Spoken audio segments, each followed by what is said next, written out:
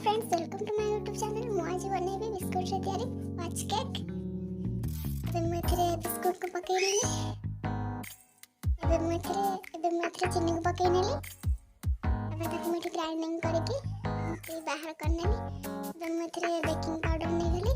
एबे मैं ग्राइंडिंग करता बिस्कुट और चीनी को ढाल नेली। हम किछि 2 कप खीर को नै छी। बेकिंग सोडा को यूज करछि भलो है मिसई नै। मैं गोटे प्लेट रेडी में किछि बटर लगे नै फिर पेपर को एटम लगे नेली।